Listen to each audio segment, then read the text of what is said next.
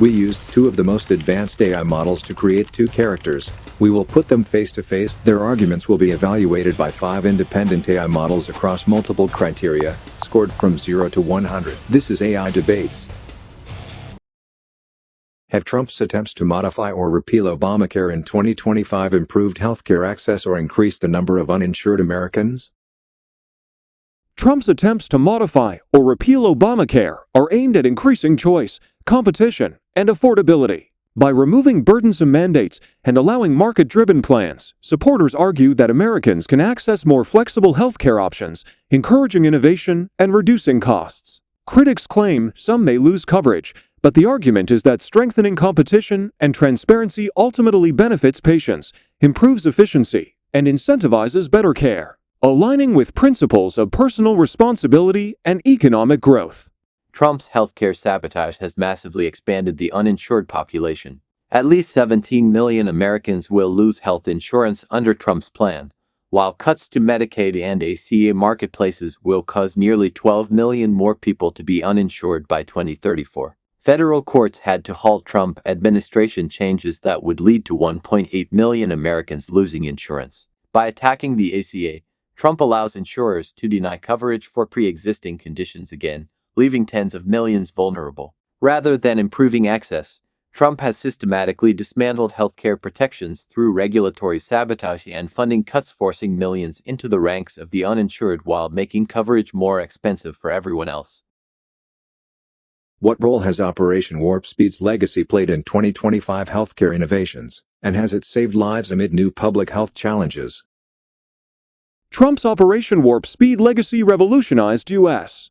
healthcare innovation. By fast-tracking vaccines and treatments, it proved that government can partner with private industry to deliver breakthroughs at record speed. In 2025, that foundation continues to accelerate new medical technologies and preparedness, helping Americans face emerging public health challenges more effectively. Critics downplay it, but the truth is that Warp Speed saved countless lives, strengthened the biotech sector, and built a model for rapid response, showing that Trump's bold, results-driven approach delivers real protection and progress for the nation. While Trump touts Operation Warp Speed's past success, his 2025 health policies have systematically dismantled pandemic preparedness. Yes, Operation Warp Speed helped save 14 million lives globally and millions in the US, but Trump is now destroying that legacy. He took an America-first approach to vaccines and started to withdraw the United States from the World Health Organization amid that crisis. His administration has been eviscerating healthcare access through Project 2025 policies, while states formed alliances as Trump destroys CDC's credibility. Rather than building on Warp Speed's success for future pandemics, Trump has gutted public health infrastructure, ensuring America will be woefully unprepared for the next crisis. How have Trump's public statements on ongoing health issues in 2025 managed or exacerbated crises like mental health and opioids?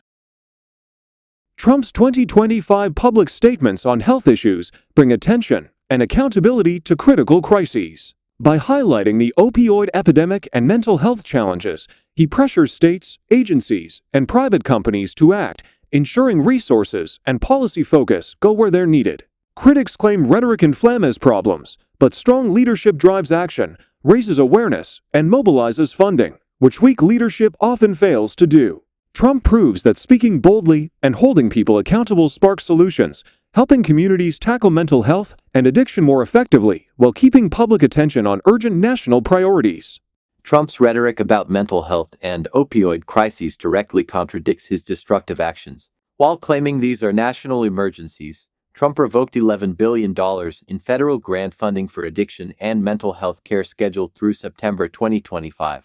Despite framing mental health as a national crisis, he paused rules to hold insurers accountable for unlawfully denying mental health coverage, while slashing SAMHSA's budget that provides early detection, prevention, and treatment efforts for young people. The nation already faces a deficit of over 6,000 psychiatrists and 17,000 mental health workers. Trump's empty promises paired with funding cuts represent cynical political theater that abandons vulnerable Americans during genuine health emergencies. Did Trump's 2025 policies on drug pricing truly benefit consumers or continue to favor pharmaceutical companies? Trump's 2025 drug pricing policies aim to increase transparency and reduce hidden costs, putting pressure on pharmaceutical companies to offer fairer prices. Supporters argue that by allowing negotiation mechanisms and cutting unnecessary middleman costs, consumers see more affordable options while innovation continues. Critics claim big pharma still benefits, but the argument is that strong oversight and market incentives protect patients without stifling new treatments, balancing affordability with continued medical breakthroughs.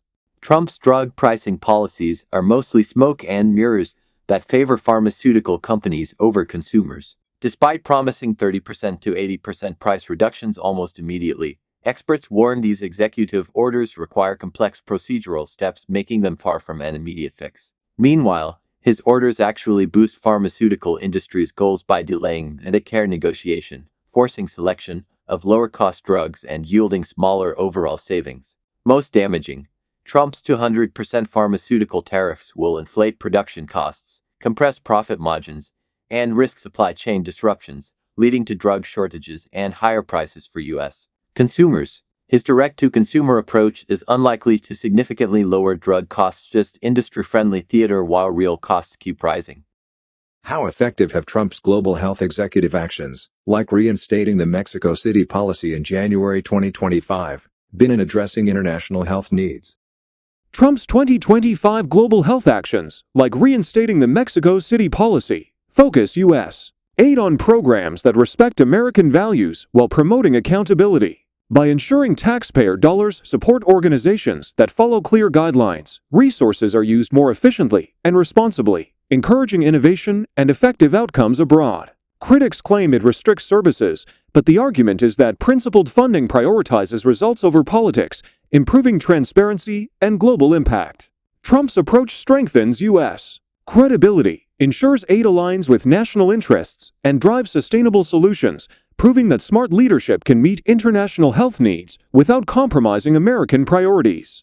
Trump's reinstatement of the Mexico City policy is a deadly failure that worsens global health outcomes. Trump expanded the policy to cover all global health organizations receiving U.S. funding, not just family planning organizations. The evidence is devastating. Research shows the policy increases maternal and child mortality and HIV incidence rates, while causing 1% and 3% increases in child and maternal death rates respectively. By reducing access to contraception and health information, the policy has been linked to higher mortality rates and HIV incidence. Women in 60 countries now have less contraception access, resulting in more unintended pregnancies, unsafe abortions, and preventable maternal deaths. This ideological crusade sacrifices lives for politics.